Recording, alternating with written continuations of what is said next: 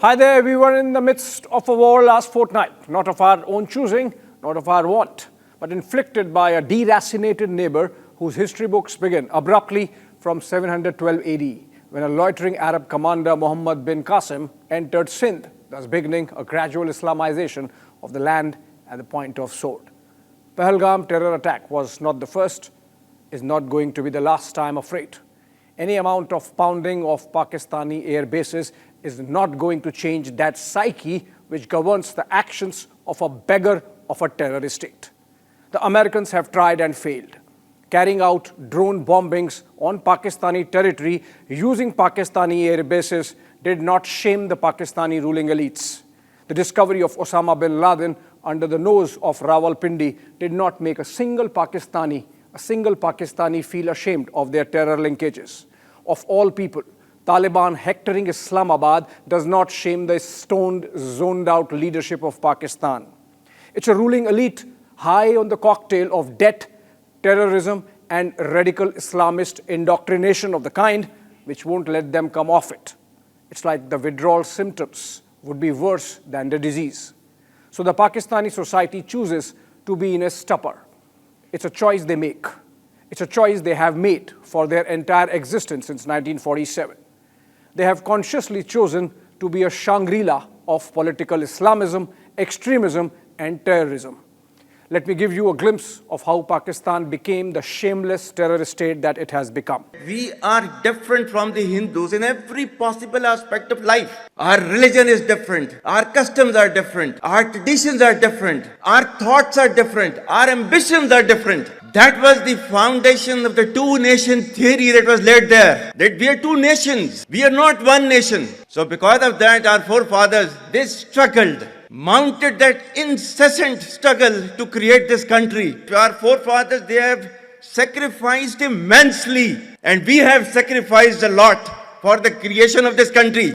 This is what triggered the Pahalgam terror attack and subsequent Indian response by way of Operation Sindoor.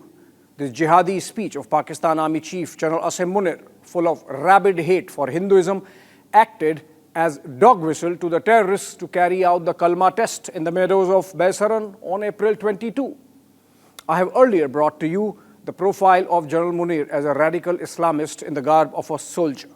From his upbringing in a madrasa to his professional grooming in the Pakistan Army during Zia-ul-Haq period of Islamization, Munir is a copybook case of a jihadi general. But it goes back to the very foundations of Pakistan, the radicalism, the Islamic extremism, and unfortunate use of symbols of Islam in aid of its geopolitical objectives.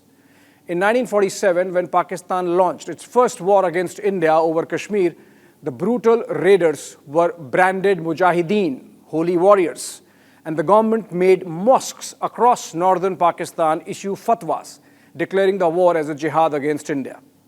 Pakistan had been given about 1/3 of the British Army as its share of defense forces.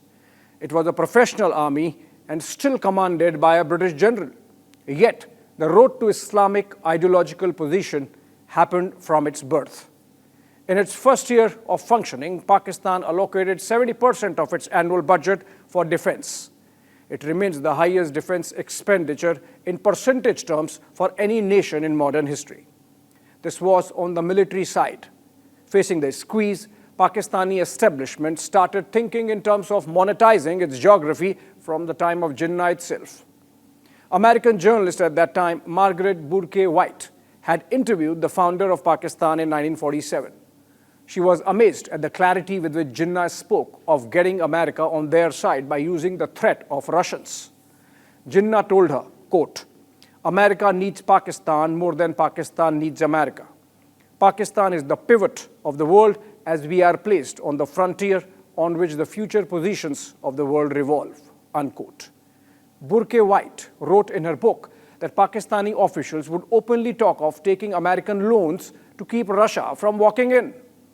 Burke White attributed the interest of Pakistan's founders in foreign affairs to the bankruptcy of ideas in the new Muslim state. Pakistan, she observed, had a policy of profiting from the disputes of others. Imagine, this was 1947. Russians made their first foray into Afghanistan in the 1970s. good 3 decades later, to have prepared all along to play a role in the great game of Central Asia, to have willingly become a rentier state, a state willing to provide services for a fee. Pakistan became a Bhaade ka tattu by choice. Pakistan became the frontline state. The United States signed a defense pact called the Southeast Asia Treaty Organization, or SEATO, and later included Pakistan in the Baghdad Pact and the Central Treaty Organization, or CENTO. The moolah started flowing in. By this time, the army was in full control. First coup had brought in General Ayub Khan, and his martial law lasted 11 years, passing on the baton to another general, Yahya Khan. The way Ayub bargained with the Americans for providing services included bases for the U-2 reconnaissance flights.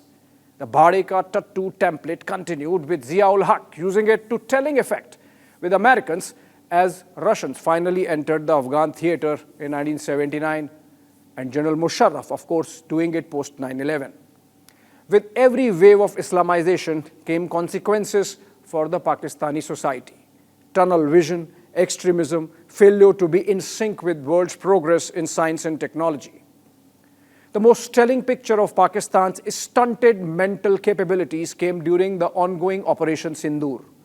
Facing India's military wrath, the generals lied through their teeth to Pakistani citizens, not just shrugging off the bamboozling they got from the Indian armed forces, but also showcasing some of their ineffective retaliation as victory. Hear this. This much talked about S-400 threat. As I mentioned, that we were giving special attention to the Rafales in the air, so we gave our remaining part of our attention to the S-400 on ground. Now, identifying S-400, attacking them is a easier part than identifying it on ground, because it is mobile, it's a high value thing, and you guard it. It's kind of a center of gravity. So we were tracking through our satellite imagery well before the hostilities, as we usually do. So we had pinpointed S-400. As you can see, we knew that this is parked. It's cheeseboard radar, and the other part of the radar, the other constituents of the whole S-4 battery. So S-400 was at Adhampur, was targeted like that. Air Vice Marshal Aurangzeb Ahmed, masters in military arts from China. He speaks Mandarin more fluently than English. Like most stuffed Chinese, he misfired more than a couple of times. The marshal could not marshal his facts properly, like in this video. If you could tell me in very non-technical terms about air defense system, what are the capabilities that Pakistan have when it comes to neutralizing surface to surface and air to surface missile systems? Air to surface? Yeah. Okay. This means academic discourse, a pretty intense kind, when you are asking such technical details, and we'll bore the rest of the people with them. But I must, on a broad guideline, that the Pakistan Air Force air defense system is pretty capable of handling high-speed, long-range vectors, even hypersonic weapons. So this should be pretty comforting to everybody inside Pakistan. Now, despite this hilarious incompetence, if the likes of Marshal Aurangzeb became internet sensation in Pakistan, it speaks volumes about the level of intellectual merit of Pakistani society, or lack thereof. If the Pakistanis can celebrate their complete decimation in Operation Sindoor, they might as well celebrate the 1971 war. Hang on, let's look at how they looked at the surrender in Dhaka to India back then. This is the front page report of newspaper Dawn of December 17, 1971, a day after General A.A.K. Niazi signed the document of surrender in front of General Jagjit Singh Arora. Or look at this, another front page from December 11, just 5 days before the defeat of Pakistan.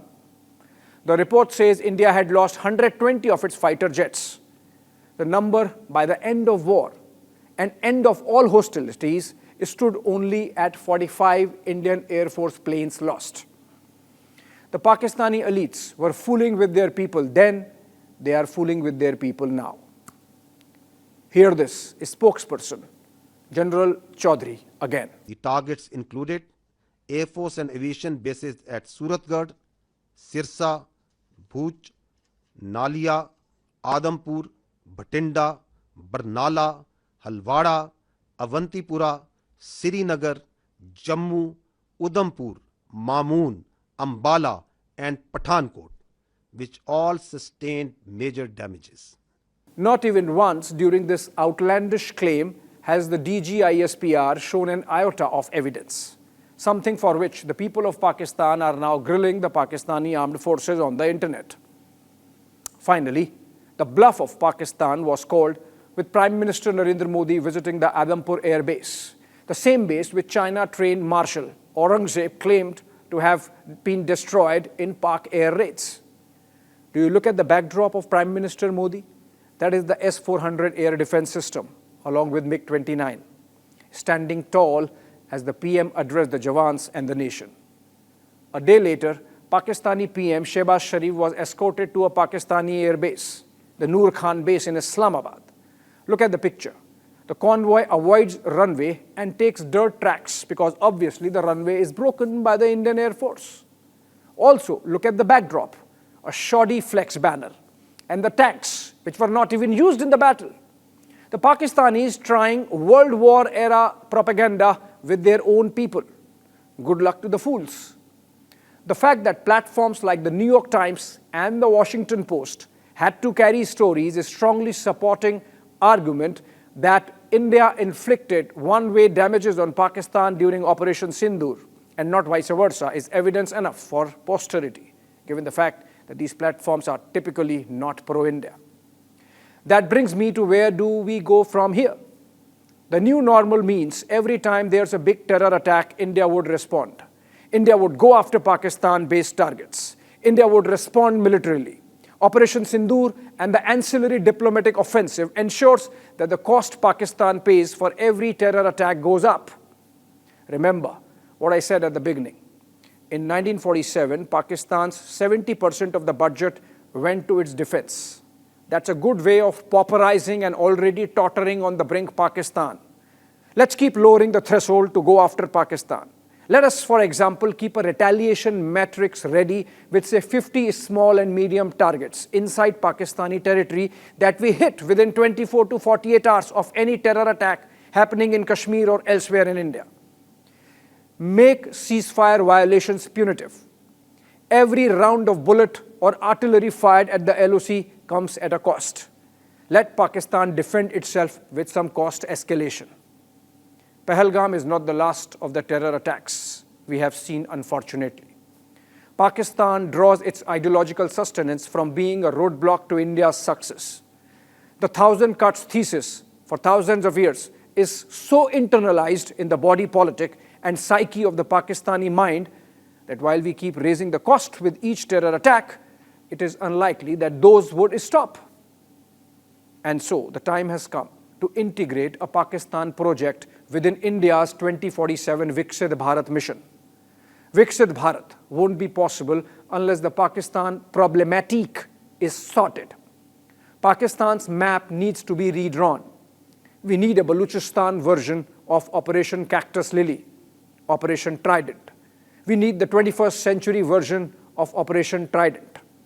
And make sure by the 100th year of our independence, when we have lifted ourselves into a developed country status, by when we have hosted one summer and one winter Olympics Games, by when we have taken care of our masses befitting an evolved society, we have also taken care of Pakistan, reducing it to a Punjabi rump not capable of harming India anymore. A defanged, dry, deserted Pakistan which stops being the migraine for the world. It is India's destiny to deliver that. We should make sure we do it. Thanks for watching.